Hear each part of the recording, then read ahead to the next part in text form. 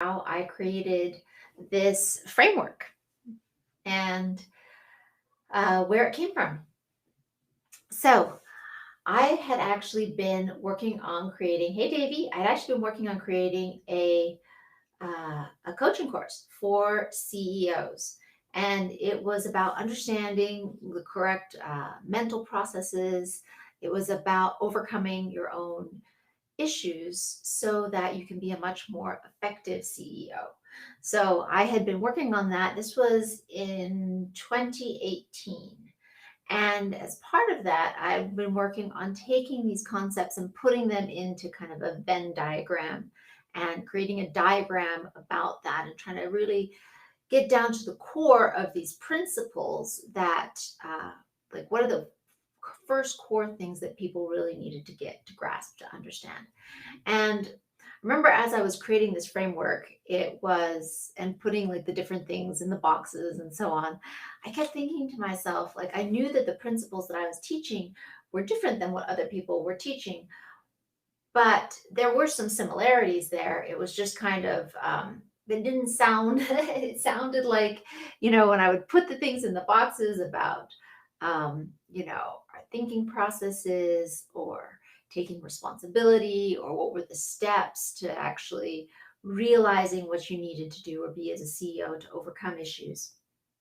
I, I kept thinking to myself, God, it, it kind of sounds like what everybody else is teaching. I know it's not, but it kind of sounds like that. What am I missing? And I remember, I think I was in LA at the time I was working on this, and uh, I went for a run. I put on my tennis shoes and I just said, okay, I'm going to go for a run, right? And I was running in Marina Del Rey, ran down to the ocean, ran down to the marina, ran down to the park. And I was thinking to myself, what is it? What is it that is missing here? There's like something that's missing that's really important. And I had been listening to a good friend of mine who is a philosopher. His name is David Mills. And he talks a lot about logic, about the principles of logic, about clear thinking. And it was something that I really appreciated, right? Being a lawyer and also, thinking about how do we get the results we really want, right? Because oftentimes our brains they lie to us. Our brains default program is good for us when we begin as babies, but it really messes us up later in life, as pretty much any motivational person and person who deals with psychologists, and pretty much everybody will tell you that. Anyway, so um, I had got, but one of the things that he talked about was about how this concept of where is the first hook that you can find? Where is that toehold of what you can know? What's that first toehold of what you can know? And for him, when he was began creating his philosophy years and years ago, he realized that the only real toehold that you could know was I am aware. I think I'm aware. I'm conscious. Right. That's the first thing that you could know. And so he began there because he was like, anytime you're using a logic is a process. Okay. It's not, and if you start with a false premise, then you're going to get to a false conclusion, even if you follow the logic process perfectly. Even if you don't equivocate, even if you don't equivocate means you substitute one idea for another or one meaning of a word for another meaning of a word without actually and you do it unconsciously, right? We do it all the time. This is how our brains work, and it really messes us up. So the first thing that he realized you could know was that I'm aware, right? That's what I can know. And what happens to a lot of us is um, understanding this awareness, and then when you there's different schools of philosophy, right? Where they talk about realism, naive realism, um, this perception that what we see is what actually exists when it doesn't, right? When I look out my window and I see these beautiful green trees and grass and a blue sky, and I see like these pink buildings, um, that's not what's actually there, right? What's actually there is a bunch of tiny atoms and molecules and mostly space. There isn't color, but when the light photons bounce off of, what is the leaf of a tree, right? It's really just these atoms and mostly space. It's not green. It's the color of the light bouncing off of it, and then it reflects into our eyes. Our brains translate those signals as green, but it's not actually green. Our brain translates that combination to green. So naive realism is when someone, it's naive because it's not based in science, when you think the world actually is the way we see it or perceive it, instead of understanding the scientific basis behind it and just saying, okay, this is how I perceive it, right? So, and then people go like even way further into existentialism, where they're like, well, then everything exists in my mind, and so on and so forth. But when you're thinking like that, it's not very practical for actual living.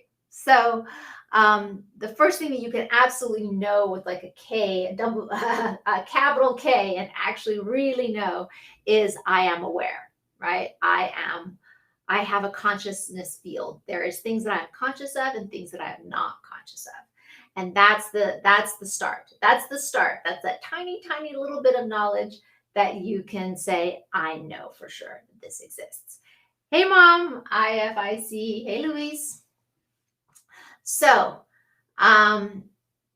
beginning there is the important part. And then one of the other things that he had figured out over time, right, doing like 20 years of this sort of logic philosophy process, was that the hook of where we base our morality is in a concept of property rights.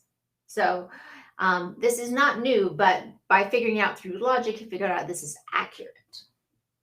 So the hook of where we base our concept of property rights, of what is good, true, ethical, etc., is in a concept of property rights and ownership.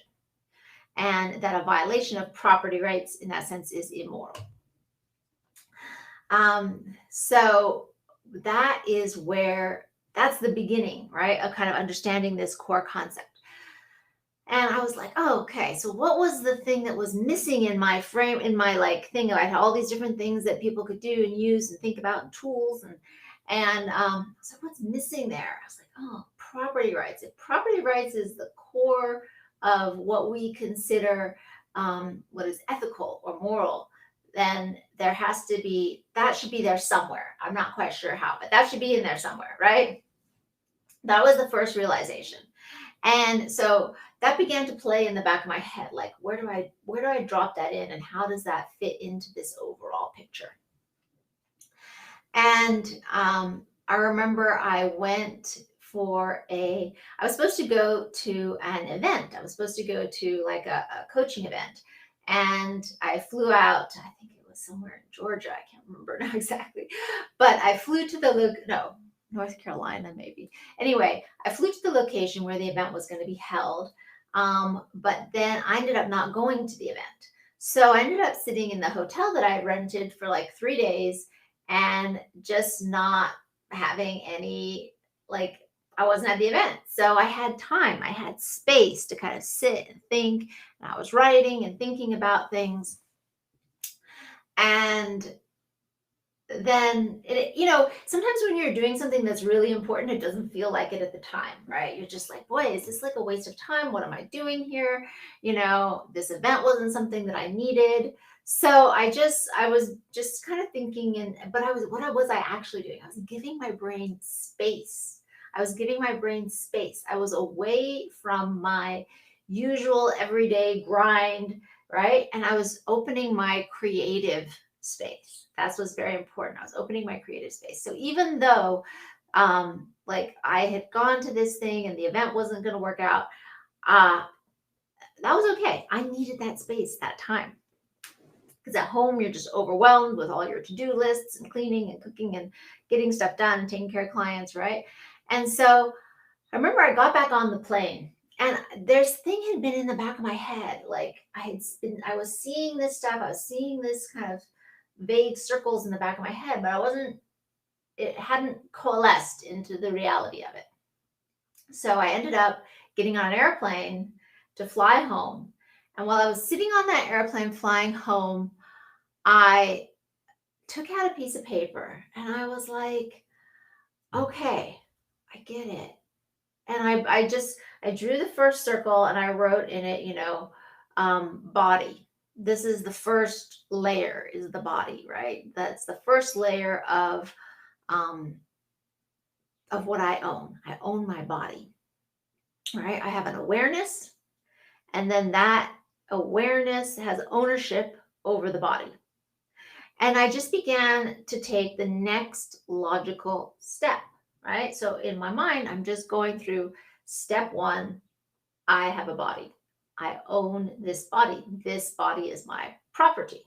Okay. What's step two? If I own something, I own everything that it creates. Right. So I was like, okay, so this is how I know I own my creations. That was the next circle. I wrote down that, creations. I own everything that this body makes. And then I thought, what's the next step? The next step is, well, what happens after I create something? I was like, after I create something, what do I do with it? Well, typically I might sell it and get money, right? So I'm going to exchange it for something else I want. So then I wrote the next circle. That circle is the deal, the exchange, the contract. And then I said, okay, well, what's after that? What's inherent in that? And with that, I understood from law school the 5 principles of an exchange or deal. So I wrote those down, right? That was separate, but that was separate outside of these circles. And then the final layer I put down, then I flipped that paper over and I said, wow, all of the law is kind of connected to this. So I flipped it over and I said, well, breach of the body, right? There's all these types of crimes, murder, rape, slavery, right? All those crimes exist is violations of the body. What are violations of our creations? Violations of our creations are things like theft, destruction of property, slander, and intellectual property infringement. Those are violations of our creations. Now, what about how our creations might violate other people, right? That's another layer, the layer of how our violations might how our creations could harm someone else. What is that bit? That's another whole circle of the law. It's often tort law, environmental law, right? Where you say, okay, well, you made this product and now this product is hurting people, okay? So that's a whole other layer, right? So there's 2 layers to that. The creations layer of violations, which is how is someone violating my creations, or how are my creations violating them, violating other people, right? And so, and then in the deal was, what are violations of the deal? That's all about breach of contract, fraud, right? If I'm lying about one of those principles, those 5 principles that create, if I'm breaching one of those 5 principles, the breach of undue pressure, this is called blackmail, right? So if I'm breaching one of those 5 principles in the contract, these are also a violation. I'm creating a violation. And I remember I stared at this and I was like, oh my God, I can't believe this. I can't believe it. It's so simple, And I turned to, sitting next to me in the airplane seat was a woman and her college age daughter who was heading back to college. And I said, I got to show you this. I got to show you this. You got to tell me what you think. Okay. And I showed them my little paper with my little scroll, circles and my little diagram. And I explained it to them. And all of a sudden the girl was like, the young girl, the college girl was like, wow, I get it. It makes sense, So that so when somebody is pressuring me, at college, to have sex with them, then they are actually violating my property rights. They're actually creating a violation against me. I completely own myself. I don't have to feel pressured to do anything I don't want to do like that. And I was amazed at how quickly she got it, right? I feel like for the mother, I think it was a little harder for her to grasp it. She was a little bit older. I find young people oftentimes grasp this stuff more quickly. And I think that she had a lot of preconceived notions deeply embedded, right, from culture that make it harder for her to kind of let go of them and be able to just really accept that freedom that comes from that. So, but when I explained it to them, they were like, "Wow, that's pretty amazing." I was like, "I did it! Yes, this is so cool." It was, remember how they talk about that eureka moment where you just, the guy jumped out of the bath. He was like, "I get it now. I figured it out." Right? It was one of those moments, and then the more, and then I showed it to another group of people. I went to by somebody's house and I was like, I'm going to show this to their kids. I'm going to teach their kids this thing. And I showed it to the kids and I explained it like, well, if somebody takes your truck, right, what does that do? Or if Susie hits you, right? So I explained it using kids' examples and the kids got it right away. They were super fast, right? They were just like, oh, yeah, totally got it, right? And I was like, this is awesome. And so that was how that framework got started. And to me, it was just, as time went on and I began to work with it more and I began to compare, I was like, okay, this feels like it fits everything in the law. So I really started to dig into it and think about all the different aspects of the law. And the more I thought about it, the more I like went down different avenues, I realized it actually did cover everything in the law that we consider a moral crime. And when I show it to lawyers and I tell them, I can explain all of the law in a single slide. I can explain to you everything we consider the moral law on one piece of paper in a diagram. They're just like, yeah, right, And then I show it to them and I'm like, oh my God, you're right. That is it. And they can't think of anything that's outside of that circle either because it really does encapsulate everything that we consider the moral law. And when I talk about the moral law, I'm not meaning regulations, right? Where we're talking about, like traffic signs and licensing for professionals or, SECs, that kind of regulation, right? I'm not talking about regulations which are designed for the smooth running of society or the protection of interest groups, right? I'm not talking about those. I'm talking about things that we each as an individual were like, wow, somebody did that. That's a bad thing. Okay. Um, so, and to me, it was just like this whole thing opened up inside of me where it was like I knew what I had been put here to do. I knew what God had, like all of these things in my life, all the stuff that had happened to me came together in this framework, right? In the creation of this framework. And it was like I knew my purpose. Like, this is why I experienced all of those things that I experienced, the abuse, the struggle, the cult. This is why I was born into this. This is why I had to escape. This is why I went to law school. Right? I didn't even want to go to law school. And I ended up going to law school and becoming a lawyer. And all of that stuff had to come together in one person to create this. And to me, it was just like this amazing, beautiful thing to realize that, there's so much struggle that I had been through in my life, so many things I'd had to fight against, so much stuff to overcome.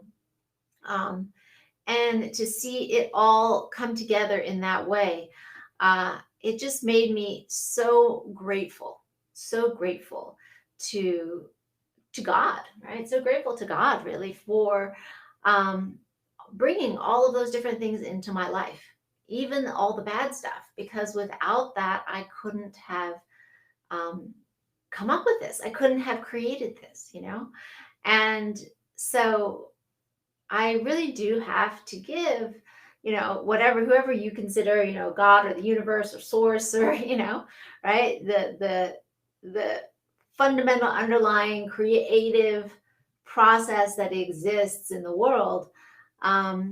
existence of love and order that creates, that helps everything work and run together in a beautiful way and connects us to people, all of that, it I recognize that, okay, so this was what all of this stuff was trying to do. It was to bring me to the place where I could do this, where I could create this thing that could help other people and that could help set people free from other people's trying to manipulate them and abuse them, and do it even seemingly with their consent, because they were deceived as to what was going on.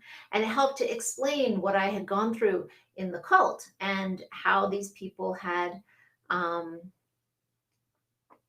people had managed to manipulate thousands of people into doing stuff that was abusive to children, to themselves, to each other, right? How they had managed to get so far off track, despite having really good intentions.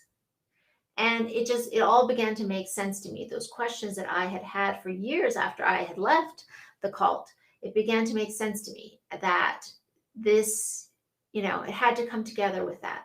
And the thing that I would say is that, I've always believed that, you know, in prayer and in talking to God, right?